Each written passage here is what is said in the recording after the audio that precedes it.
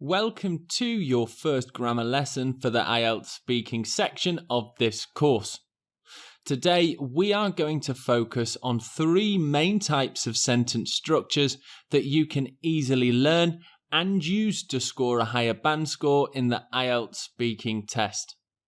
Now, before we move on, I understand that for many students grammar is a big worry. But there really isn't any need to be really worried about it. It's true that you do not have to be 100% accurate to get a good score in the IELTS test. It is expected that you may make some small mistakes. So, relax and have confidence in your speaking skills. Let's return to the band descriptors to help us to understand why those three main types of sentence structures can be very helpful. Again, if we take a look at the 7-band score, it simply says use a range of complex structures flexibly. An easier way to understand what complex structures is to think of it as just adding a lot more detail into your sentences when you are speaking.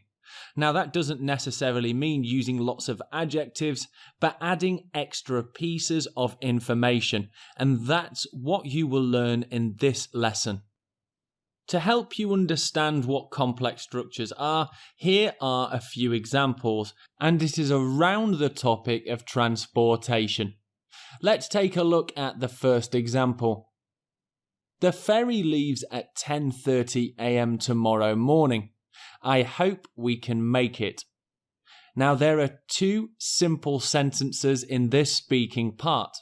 A simple sentence is a sentence that only has one main point of information. The ferry leaves at 10:30 tomorrow morning is one piece of information.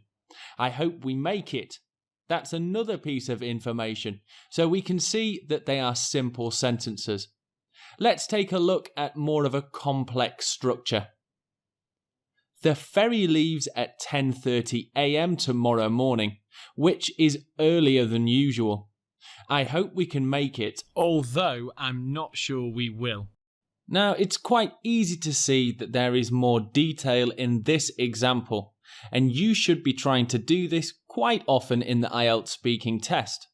I've highlighted the part which is earlier than usual, and that is another piece of information. So that sentence now has two pieces of information. I hope we can make it, although I'm not sure we will. I used a connective and an extra part of the sentence, I'm not sure we will, to add some extra detail. This is a great example of a complex structure. So there we have some examples to highlight the differences between simple and complex structures. Now let's take a look at the three main sentence types that you should be using in the IELTS speaking test. We have a simple sentence, a compound sentence, and a complex sentence. A simple sentence has one clause. Now, I should explain what a clause is, and quite simply, a clause is one piece of information. So we can see that in this example, a simple sentence has one clause. There is only one clause there. So what about compound sentences? A compound sentence has two clauses and adds more detail. I've highlighted the two clauses in this sentence. Now let's take a look at a complex sentence. A complex sentence has an independent and dependent clause, which doesn't make sense on its own. I might say that making complex sentences is the more challenging of the three sentence types. In red, I've highlighted which doesn't make sense on its own. Now, on its own, that part of the sentence, you wouldn't really understand what the point is. But when the red part is added to the blue part, or the dependent clause to the independent clause, it does make sense. A complex sentence has an independent and dependent clause, which doesn't make sense on its own. I'll show you some more examples later on in this video. So let's take a look at some examples for simple sentences. A simple sentence has one clause, and I'll show you examples on the topic of travel. I love travelling to Spain. Christmas is my favourite time to travel. The plane tickets are very cheap today. Try and visit me in your vacation. These are all examples of simple sentences where there is only one clause or one main piece of information. Let's move on to compound sentences. A compound sentence has two clauses and adds more detail. Now you may have noticed that I've underlined and. And is a connective, and a compound sentence will always use a connective. I'll show you some examples around the topic of food. Cooking is a real passion of mine, but I'm not sure my food always tastes great. It's probably also worth noting that in compound sentences, there are two independent clauses. Instead of the connective, if you simply add a full stop, it would still make sense. It would actually turn them into simple sentences without the connective. Let's see another example. The food in India is so delicious because they have a strong food culture.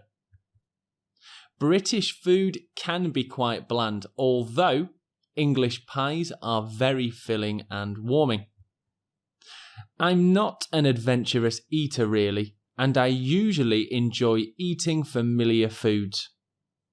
So that's all for compound sentences. Remember to use a connective to join those two simple sentences together.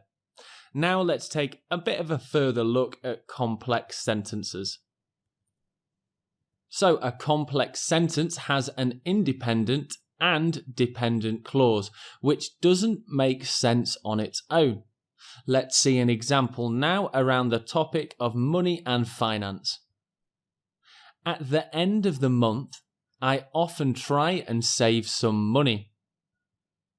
At the end of the month is a dependent clause. It needs the independent clause to make sense.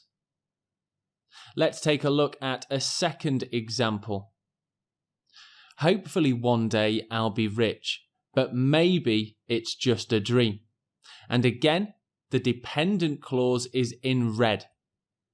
But maybe it's just a dream. Does that make sense on its own? As it's the dependent clause, it doesn't make sense and it is not a full sentence without the independent clause.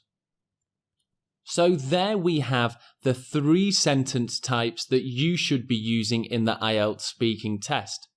It's important to note that you should use all three types as well. If you were only to use compound sentences for the whole test, you would score lower marks. As a practice activity, go to the Q&A section and try writing all three main types of sentence structures. If you see some other students' responses, remember to give them some feedback. Now we'll move on to another grammar lesson for IELTS speaking. See you there.